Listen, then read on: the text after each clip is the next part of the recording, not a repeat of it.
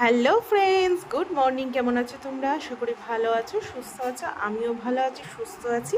আজকে হচ্ছে রবিবার, আবার একটা নতুন ব্লগ নিয়ে তোমাদের কাছে হাজির হয়ে গেলাম। এই সকালবেলা উঠে যে কাজের তাড়না, তাই দেখে আমার মাথায় হাত পড়ে যায়।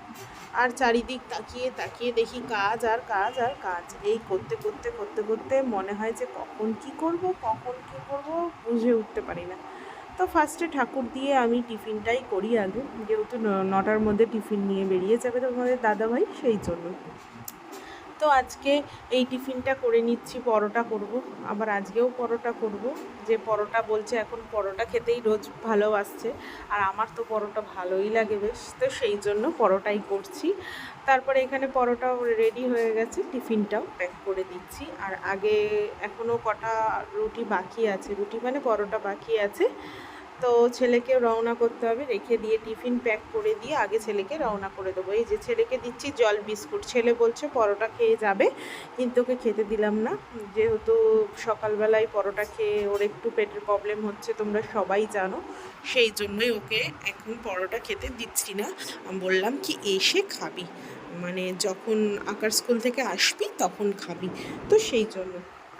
তারপর এখানে আমি চা খেয়ে নিয়ে বাসন কুসনগুলো মেজে নিলাম। আর সবজিপাতি তো আজকে কাটাই আছে, এক্সট্রা কিছু সবজিপাতি কাটার নেই, কেটে রেখেছি। আর দেখি বাজার দিয়ে কি সবজিপাতি আসে, তারপর সেগুলো কাটবো। আর যেগুলো আছে সেগুলো ভালো করে ধুয়ে নেবো। কুদ্রিটা আছে, যেগুলো আছে মোটামুটি রান্না এগিয়ে রাখবো। যদি টিফিনের সাথে সাথেই রান্না করা হয়ে যায় না, বিশাল একটা হেডেক চলে যায়, রান্না হয়ে গেলে বিশাল হেডেক চলে যায়। আর এই যে বাজার দিয়ে চলে এসেছে, কী শাক আমি জানি না, এই শাকটা দুদিন ধরেই আসছে, কিন্তু শাকটা খুব একটা আমার ভালো লাগছে না, সেই জন্য একদম দেখলেই রাগ হচ্ছে। এই শাকটা কী শাক বলে জানি না, মনে হচ্ছে ওই ফুলেশ্বরীর মতো লাগছে, ওই শাকই মনে হচ্ছে। তো শাকটা একদমই খেতে ভালো লাগছে না, আরেকদিনও খেয়েছি, বিরক্তি লাগছে। ঠিক আছে, তো এখানে চিংড়ি মাছও পাঠিয়েছে, তো সেজন্য চিংড়ি মাছগুলো ভালো করে ছাড়িয়ে নিচ্ছি। চিংড়ি মাছের ছাড়ালে হয় না, খোসাটাও আবার নিচে গিয়ে ফেলে আসতে হয়। কারণ কি, চিংড়ি মাছটা যদি ডাস্টবিনে রাখি তাহলে বিশাল একটা গন্ধ বেরায়, চিংড়ি মাছের ছাড়ানো দিয়ে সারাদিন ওই গন্ধ ঘরে মাও করে। তো এখানে এই শাকটা কেটে নিলাম, শাকটা কেটে নিয়ে সবজিপাতিগুলো ভালো করে ধুয়ে নিলাম।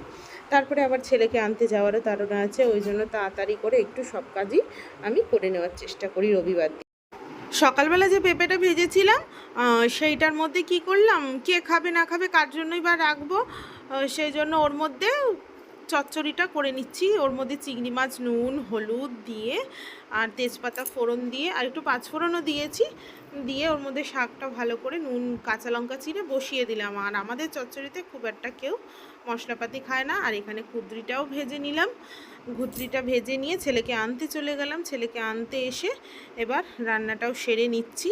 তারপর চলে এলাম সন্ধেবেলা, ছেলে বলছে ম্যাগি খাবো, চাউমিন খাবো। আমি বলছি তাহলে দাঁড়া, একটা ম্যাগি আছে ওইটাকে চাউমিন দিয়ে ভালো করে, বিনস গাজরও ফ্রিজে আছে দেখছি, ওকে বললাম তুই বার কর, সবগুলোই আমি কেটে কুটে নিয়ে সুন্দর করে গুছিয়ে রান্না করছি চাউমিনটা। বাইরের খাবার কি খাবি, বাইরের চাউমিন, আমাদের নিচে যে ফ্ল্যাটের নিচে একটা চাউমিনের দোকান আছে, ওখান থেকেও চাউমিন বায়না করছিল। তো আমি বললাম যে থাক, আর খেতে হবে না, ওর বাবা অনেক দিন আগেই চাউমিন এনে রেখেছিল, ঘরে রান্নাই থাকে, তো বিনস গাজর আছে দেখে আমি বললাম দাঁড়া আমি করে দিচ্ছি গুছিয়ে গাছিয়ে রান্না। তো আজকে দুপুরবেলা রান্না হতে হতে বিশাল দেরি হয়ে গেছিলো।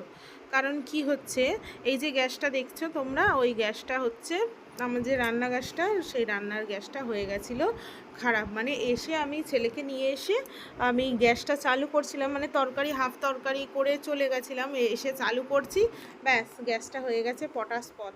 মানে যেটা ঘোরায় না রেগুলেটরটা এমনই ঘুরিয়ে যে পুরো স্প্রিং ট্রিং নাট ফাট খুলে পুরো চলে এসছে। তো কী করব, এবার আমার আর একটা গ্যাস ছিল, ওই গ্যাসটা এবার লাগাতে লাগাতে ঘুরতে ঘুরতে মানে ঠিক করতে করতে গ্যাসের মানে যে পাইপটা আছে, ওই পাইপটা যদি ওই দিকে না করে, আমাদের গ্যাসের সিলিন্ডারটা তো পেছন দিকে থাকে, তো সেটা অসুবিধা হয়ে যায়। তো সেই জন্য ওইটা ঠিক করতে করতে বেজে গেছে পুরো 2-2:30। তারপর হলো কি, লাস্টে ঠিক তো করা হলোই না বা লাগাতে পারলোই না। তো পাশের ঘর থেকে ওই গ্যাসটা নিয়ে এসে ওই গ্যাসটা আপাতত ঠেকা জোড়া দেওয়া হয়েছে, মানে রান্নাটা জাস্ট করা হচ্ছে।